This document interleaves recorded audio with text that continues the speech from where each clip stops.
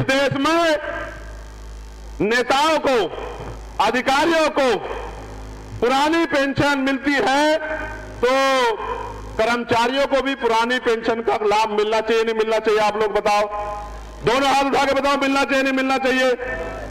जो 500 रुपए पेंशन मिलती है महिलाओं को, 500 रुपए में अच्छा जूता भी नहीं आता, क्या उनकी पेंशन 5000 रुपए होनी चाहिए नहीं होनी चाहिए? बताओ। आशा कार्यकर्ता को, आंगनबाड़ी कार्यकर्ता को, भोजन माता को, मैं एक गांव में गया था, मेहताब का गांव है वो, एक बहन मुझे वहां मिली, उसने कहा बहुत कम वेतन मिलता है।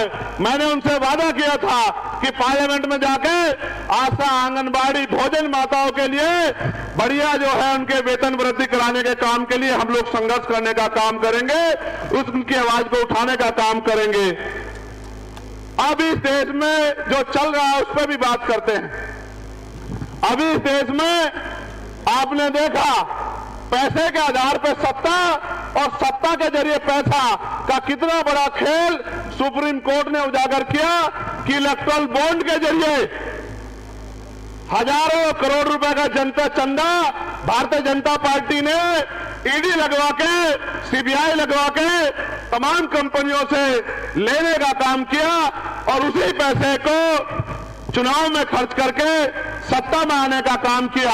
अभी अभी इनका झूठ बेनकाब हुआ कि किस तरह से सरकारी मशीनरी का दुरुपयोग किया। आप महसूस करो, पहले सरकारी नौकरी आती थी, अब सरकारी नौकरी बाद में आती है, पहले पेपर लीक हो जाता है। अभी पुलिस की भर्ती का पेपर लीक हुआ, 48 लाख बच्चों ने दिया और 400 रुपए पर बच्चे के हिसाब से 200 करोड़ रुपए इन्होंने कमाए और पेपर लीक करा के उन बच्चों के सपनों को उन्होंने खत्म करने का काम किया।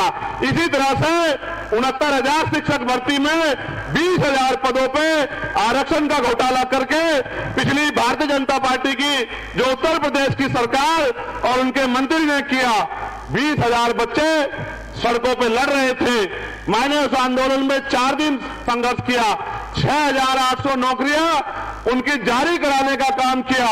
जब 6,800 नौकरियां उनको मिली, वो बड़े खुश हो गए, रोने लगे गले लग के कि भैया आपने नौकरी दिलवा दी।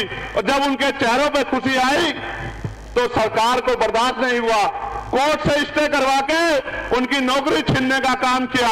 मैं उन सबको भी कह रहा हूं, आपकी नौकरी आपको दिलाने का काम हम लोग करेंगे, आप चिंता मत करो। मैं आपसे ये बात इसलिए कह रहा हूं कि सत्ता में बहुत ताकत है। आप यहां से जाके पार्लियामेंट में नहीं बोल सकते हो। आपके द्वारा चुना हुआ नेता पार्लियामेंट में जाके बोलेगा।